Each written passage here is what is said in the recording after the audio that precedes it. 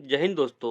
इस क्वेश्चन में हम लोग को 2 पॉइंट दिया हुआ है 0,3 एंड 1,0। इन दोनों पॉइंट से पास होने वाली लाइन के क्वेश्चन निकालने को बोला है। जैसा कि हमने आपको लास्ट वीडियो में बताया था, अगर हमारे पास कोई 2 पॉइंट दिया हो, उन दोनों पॉइंट से पास होने वाली लाइन के क्वेश्चन पूछा हो, तो उस केस में हम लोग ये वाला फार्मूला यूज करते हैं, y minus y one equal to y two minus y one upon x two minus x one into x minus x one. यहाँ पे ये हमारा हो गया x1, ये हमारा हो गया y1, ये हमारा हो गया x2 और ये हमारा हो गया y2। हमने यहाँ पे मतलब कि x1 y1 x2 y2 के फार्मूले जब हम वैल्यू पुट कर देंगे और इनको सॉल्व कर लेंगे तो हमारे पास आ जाएगा 3x plus 4 plus y equal to 3।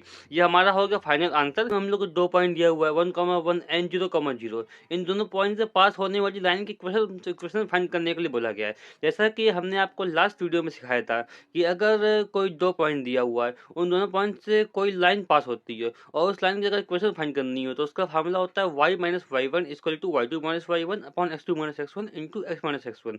यहाँ पे हमारा x1 हो गया 1, y1 हो गया 1, x2 हो गया 0 और y2 हमारा हो गया 0। हमने यहाँ पे x1 y1 x2 y2 के फार्मूले में जब वैल्यू पुट कर दी और इनको सॉल्व कर लिया तो हमारे पास आ गया x इक्वल टू वाई। ये जो लाइन होती है y equal to m x की फॉर्म में होती है, ये लाइन ओरिजिन से पास होती है और हमारी ये लाइन ओरिजिन से पास भी हो रही है। आप इसको ऐसे भी देख सकते हैं, ये मतलब कि प्रूफ भी हो गया ये लाइन हमारी ओरिजिन से पास होती है। ये हमारी रिक्वायर्ड लाइन की क्वेश्चन हो गई। अगर हम लोग को लाइन के क्वेश्चन दी हुई है, उस केस में हम लोग को उस लाइन का स्लोप कैसे फाइंड करेंगे। फर्स्ट हम लोग को यहाँ पे लाइन की इक्वेशन दी हुई है 3x minus 4y plus 10 equal to 0। इसको हम लोग को इस लाइन का स्लोप फाइंड करने के लिए बोला गया है। सबसे पहले जो इक्वेशन दी हुई है, हमने ये इक्वेशन यहाँ पे लिख ली 3x minus 4y plus 10 equal to 0। हमने किया ये कि जो y का टर्म है उसको हमने LHS में रखा और मतलब कि बाकी टर्म उसको हमने राइट हैंड में भेज दिए। तो ऐसा करने के बाद हमारे पास आ गया y equal to 3/4x plus 10/4। और जो हमारे पास स्ट्रेट लाइन की जनरल इक्वेशन होती है वो होती है y equal to m x plus c. यहाँ पे हमारा m जो होता है वो हमारे पास इस लाइन का स्लोप होता है। जब हमने इक्वेशन 1 को इक्वेशन 2 से कंपेयर करेंगे तो हमारे पास आ जाएगा m की जगह 3/4 और c की जगह 10/4। तो कुल मिला के हमारे पास इस लाइन का जो इस हमारे पास जो लाइन है उस लाइन का स्लोप है वो हमारे पास आ गया 3/4 में। हम लोग को लाइन की इक्वेशन दी हुई है x plus 2y minus 5 is equal to 0 और इस लाइन का स्लोप फाइंड करने के लिए बोला गया है। सबसे पहले ये जो इक्वेशन दी हुई है इस इक्वेशन को हमने लिख लिया x plus 2y minus 5 equal to 0 और हमने y का टर्म जो है वो लेफ्ट साइड में रखा, बाकी टर्म को हमने राइट साइड में भेज दिया।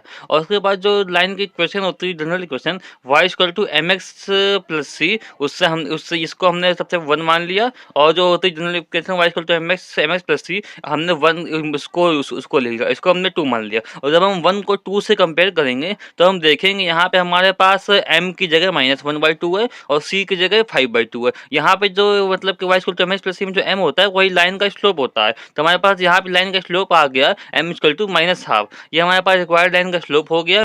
हम लोग को एक लाइन की इक्वेशन दी हुई है 3x minus 4y plus 10 equal to 0 और हम लोगों से इस लाइन का x इंटरसेप्ट निकालने के लिए बोला है। फर्स्ट ऑफ ऑल जो लाइन की इक्वेशन दी हुई है 3x minus 4y plus 10 equal to 0 हमने इसको लिख ली एज इट इज। और हमारे पास यहाँ पे जो प्लस 10 है इसको हमने RHS में भेज दिया तो हमारे पास हो गया -10। और फिर जो माइनस 10 था इसको हम ये LHS में दोनों टर्म के अपॉन में ले आएंगे तो हमारे पास हो गया 3x अपॉन -10 फिर -4y upon -10 is equal to 1। ये जो x का जो कॉफिशिएंट और जो y का कॉफिशिएंट है इसको हम डिनोमिनेटर में भेज देंगे तो हमारे पास आ गया x upon -10/3 plus y upon 5/2 is equal to 1। इसको हम लोगों ने मान ली इक्वेशन 1। और जो हमारे पास जो लाइन की इक्वेशन होती है इंटरसेप्ट फॉर्म में वो होती है x upon a plus y upon b is equal to 1। ए हमारे यहाँ पे x इंटरसेप्ट होता है लाइन का और b हमारा होता है y इंटरसेप्ट होता है लाइन का। हमने 1 को जब 2 से कंपेयर किया तो हमारे पास आ गया a इक्वल टू -10/3। इस क्वेश्चन में हम लोग को एक लाइन की इक्वेशन दी हुई है x plus 2y plus 1 equal to 0 और हम लोग को इस लाइन का x इंटरसेप्ट निकालने के लिए बोला गया है। सबसे पहले ये लाइन जो है x plus 2y plus 1 equal to 0 को हम लोगों ने लिख ली और जो इसका 1 है मतलब कि 1 को हम लोग ले गए RHS में जो कि हो गया -1 और ये फिर जो -1 है इसको हम लोग LHS की जो दोनों टर्म है इसके अपॉन मिल जाएंगे, डिनोमिनेटर मिल जाएंगे। तो हमारी क्वेश्चन बन गया x upon -1 plus 2y upon -1 is equal to 1 और फिर जो y का कॉफिशिएंट है इसको हमने डिनोमिनेटर में भेज दिया तो हमारे पास आ गया x upon -1 plus y upon -1/2 is equal to 1। फिर इसके बाद जो हमारी लाइन की जनरल इक्वेशन होती है इंटरसेप्ट फॉर्म में वो हमने लिख ली x upon a plus y upon b is equal to 1। हमारे पास a है वो लाइन का एक्स इंटरसेप्ट होता है और बी जो होता है लाइन का वाई इंटरसेप्ट होता है। जब हमने क्वेश्चन 1 को क्वेश्चन 2 से कंपेयर किया तो हमारे पास आ गया a इक्वल टू -1, जो कि हमारे पास लाइन का एक्स इंटरसेप्ट है। लोग को एक लाइन की इक्वेशन दी हुई है x + 2y + 1 = 0 और इस लाइन का y इंटरसेप्ट फाइंड करने के लिए बोला गया है। सबसे पहले हमने लाइन की इक्वेशन निकली x + 2y + 1 = 0 और जो यहाँ पे 1 है इसको हम लोग आरसीएस में ले गए, जो कि बन गया -1 और फिर जो -1 को हम डिनोमिनेटर में ले आए, हो गया हमारे पास x/-1 + 2y/-1 = 1 और जो y का कोएफिशिएंट है इसको हम लोग को 1 बनाना पड़ता है, इसलिए जो 2 है इसको ले आए डिनोमिनेटर में।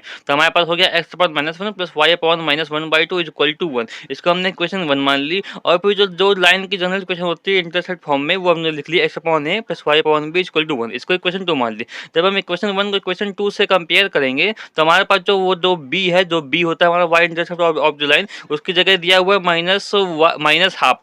तो हमारे पास इस लाइन का y इंटरसेप्ट हो गया -1/2। ये हो गया फाइनल आंसर। मिशन में हम लोग को एक लाइन की इक्वेशन दी हुई है जो कि है 3x - 4y + 10 = 0 और इस लाइन का y इंटरसेप्ट निकालने के लिए बोला गया है। सबसे पहले जो लाइन की इक्वेशन दी हुई है उसको हमने लिख लिया 3x - 4y + 10 = 0 और इसको हमने फिर 10 को राइट साइड में ले जाके फिर लेफ्ट साइड की जो टर्म है उसके अपॉन में ले जाए, तो हमारे पास बन गया x/-10/3 + y/5/2 = 1। इसको हमने इक्वेशन 1 मान ली और फिर इसके बाद जो हमारे पास लाइन की जनरल इक्वेशन होती है इंटरसेप्ट फॉर्म में, उसको लिख लिया x/a + y/b = 1। हमारे पास a यहाँ पे होता है वो x इंटरसेप्ट होता है लाइन का और b होता है वो y इंटरसेप्ट होता है लाइन का। जब हमने इसको कंपेयर किया, मतलब इक्वेशन 1 को इक्वेशन 2 से कंपेयर किया, तो हमारे पास आ गया b = 5/2, जो कि होता है y इंटरसेप्ट लाइन का। तो हमारे पास आ गया लाइन का y इंटरसेप्ट 5/2। ये हमारा हो गया फाइनल आंसर। मिलते हैं नेक्स्ट वीडियो में। धन्यवाद।